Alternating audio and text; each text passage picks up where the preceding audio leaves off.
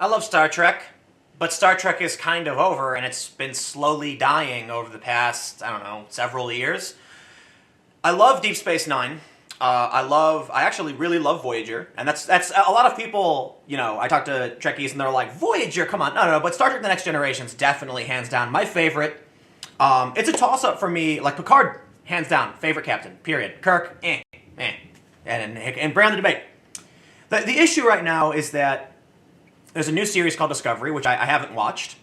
I didn't really watch Enterprise either, and as far as I can tell, the Discovery is basically an intersectional show, right? And I think the thing is, people often talk about how Star Trek has always been very progressive. They had the first interracial kiss. However, we have this article from Quillette called "What is this thing you call social justice?" It's by Barrett Wilson, and it's a take on how Discovery is, wow, it just sounds so bad. I haven't watched it, again. I've watched The Orville. The Orville's fantastic. And I think it's obvious that Seth MacFarlane's a huge Next Generation fan. He regularly has various cast members on Family Guy. But basically, we have a perversion of what I would call social justice, right? So in this article, they bring up a bunch of interesting points. We'll go through it. But one of the things highlighted is that in the new Discovery series, they have this phrase, the Klingons are like racial purists and cultural purists, remain Klingon, which it's just like, it's so, God, there's no nuance, right? There's a few other interesting things that are pointed out in this article, and we'll read through some of it. The first interracial kiss, Return of the Archons, which Soren's Tribunal is actually really interesting. It's a genderless society. We'll read through that. There's the Drumhead, which is about moral panic. But there's a really, this clip right here I wanted to start with. There's a reason why I'm going through these videos. Because I want to talk about the perversion of social justice in Star Trek. And we'll start with this short 30-second clip. Excuse me, Captain Kirk. Yes, sir.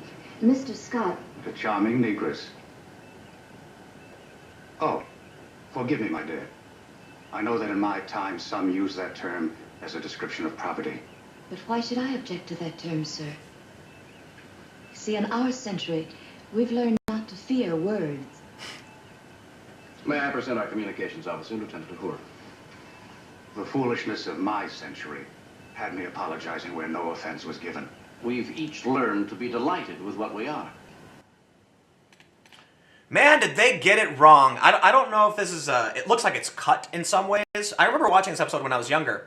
But they actually thought back in the day when they had the first interracial kiss and they're called, oh, shocking, it's progressive. It was actually in opposition to political correctness. It was not politically correct to have an interracial kiss.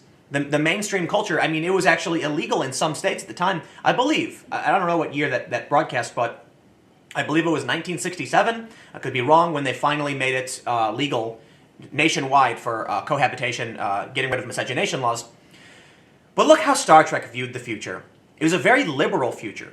The idea about social justice came more from classical liberalism or, liberal values. The idea that you were free to live as you saw fit so long as you didn't harm others. And they actually showed the scene where Abraham Lincoln, I don't remember why he's in the future, but he uses a term that would be considered very offensive today. And Uhura says, why should I take offense to that? It's just a word. We learn not to fear words. Well, we went the complete other direction on that one. So let's read through the beginning a little bit. He writes, Discovery begins its second season this week with its producers no doubt hoping for a smoother start after a first season marred by considerable behind-the-scenes difficulties and uneven reception from hardcore fans. After major delays in a series of sudden creative staff changes, many plot lines were introduced and quickly abandoned. Fans were frustrated with the show's inability to adhere to the Star Trek canon. The whole first season was chaos. But hey, at least the succession of showrunners were able to signal their progressive bona fides to the woke social media legions. Indeed, they started well in advance. Before Discovery had even premiered, former showrunner Aaron Harberts was on a press tour boasting of the fact that Discovery was going to take on the Trump presidency through its storytelling. Why? Star Trek: The Next Generation deals with social and cultural and philosophical issues in an advanced state. It allows the ship to go to various cultures where different things happen. They talk about how, so he gets into, the allegory is that we really started working on the show in earnest around the time the election was happening. The Klingons are going to help us look at certain sides of ourselves and our country. Isolationism is a big theme. Racial purity is a big theme. Harberts, incidentally, was one of the showrunners accused of verbal violence and subsequently let go after the first season was complete. Star Trek fans didn't appreciate that in the initial episodes, the lead character, a woman of color named Michael for some reason, had no moral backbone and no redeeming qualities other than a high intersectional score, and the supporting cast seemed to have been assembled for reasons of diversity over talent or compelling character. The two exceptions to this are Saru, the cautious and clever Kelpian, and Cadet Tilly, who provided much-needed comic relief. Worst of all, Discovery turned the Klingons into a hairless race supremacists, an embarrassing two-dimensional depiction of one of the most popular alien races in the Star Trek canon. Echoes of the deplorables' rallying cry of Make America Great Again can be found in the Klingons' rallying cry for racial purity, Remain Klingon. The parallels were so excruciatingly obvious that CBS had to publicly deny any direct connection. Here's why Star Trek is fantastic, or it was at least. The Next Generation the TNG crew, they would go to various areas and experience things that would question their morality, their philosophy, religion, and things of that nature. In some circumstances, they would encounter an imperceptible alien race, and there was a challenge in that they were killing that alien race, but they themselves were also dying. There were various storylines of this nature. One really good example of how The Next Generation deals with these issues is this video that Barrett includes in the story, Soren's Tribunal, which is absolutely, it's just absolutely fascinating. This is a story about a genderless society. And essentially what happens is Commander Riker becomes, let's say, romantically involved to a certain extent with this individual. In this society, they're not allowed to have gender. And thus, this individual is facing a tribunal over being in or fostering a gendered relationship. Eventually, in this specific clip, the individual Soren stands up and says, I am female, and this is who I am, and you can't punish me for this.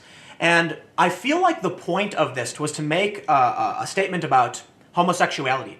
At the time, in the late 80s, early 90s, I believe this was 1991, it was still much less acceptable. Today, it's basically, 84% of Gen Z and millennials are like, yeah, who cares about, gay marriage? The Supreme Court has basically said across the country, gay marriage is okay. In this story, you have a person who wants to be gendered saying, why is that a problem? Why are you telling me that what I'm doing is wrong? I should be able to love whoever I want. It was essentially, I feel like the writers were like, let's take the issue of homosexuality and invert it and say there's no gender. What would it be like if someone who had no gender was trying to form a gendered relationship? So this gets pretty close to the idea of what we would see in social justice, but it was an isolated episode. It wasn't part of a series. So this one episode, they go to a planet, they experience a different culture, they question what life would be like in this inverted scenario, and then you see what happens in the end. That's fantastic, and I have no problem if Star Trek wants to do that today. But the issue here was that the Star Trek idea of social justice was about freedom and liberty. This individual Soren is talking about the individual right to experience life as you see fit, not forcing businesses to change or do things, not imposing laws, forcing people to say or do certain things. The next thing that gets brought up that Barrett says is the closest to what you would consider to be like SJWs is, it's more of a moral panic episode called The Drumhead, where this one individual, Sadie, believes there's a conspiracy and spies within the Enterprise. This is one of the most famous Star Trek quotes, and it shows you just how far Star Trek has fallen. The episode reaches a crescendo when Picard uses the accusations against him to invoke the words of Admiral Sadie's father, Judge Aaron Sadie, a legendary Federation lawmaker who warned about the dangers of denying due process in the name of safety. Quote, with the first link, the chain is forged, the first speech censored, the first thought forbidden, the first freedom denied, chains us all irrevocably. This spoke to me when I was younger. These episodes influenced me as I grew up. And what's fascinating is, I think about those words, just written by some writing staff for a TV show whose, the full objective of the show is just to produce a commercial product and make money. And back then it was probably like, hey, we're doing a show, and these things were said. Today resonate so profoundly with so many people that it was just a TV show. And today it's actually a very important statement attributed to a fictional character, but I think is still something that should be taken seriously and should never be forgotten. The idea that we must protect due process, we must protect speech and thought and freedom. Otherwise, we are all chained. Even with the first link, the chain is forged. My God, that's such a profound and epic quote. I was a little kid when that was written.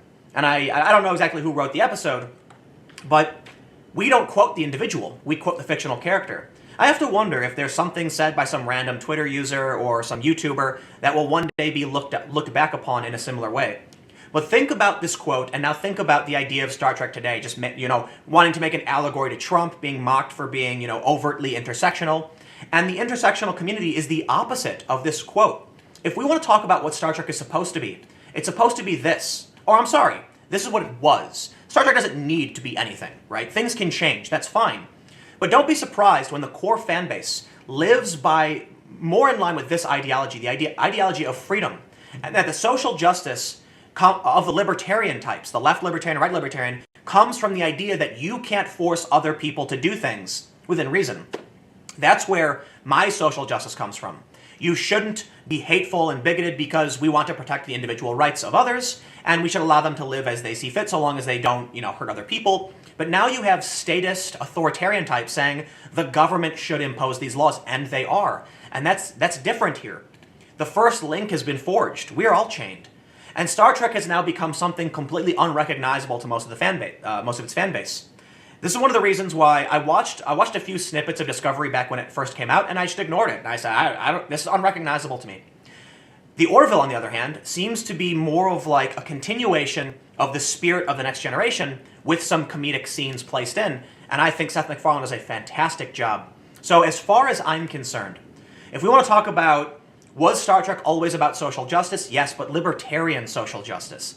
The idea that individuals deserve respect and freedom, not that you should force other people to behave a certain way or to adhere to a certain ideology. That's not social justice. And unfortunately, they're going to make a new Picard show, and I'm not so sure I'm interested in it, because they've just kind of destroyed Star Trek to this point that I'll say this. The final thing I'll say is, for me, the Orville now, in my opinion, is a weird, more canonical Star Trek, and that's all that matters to me. I'll check out the Picard series when it happens, but for the most part, I'm going to go watch the Orville. I think it's a way better show. So anyway, there you go. I don't know. Rant about social justice and Star Trek. I'll see you guys. I got some more videos coming up. It's all just about the MAGA incident, because this story just won't go away. So I'll see you in a few minutes.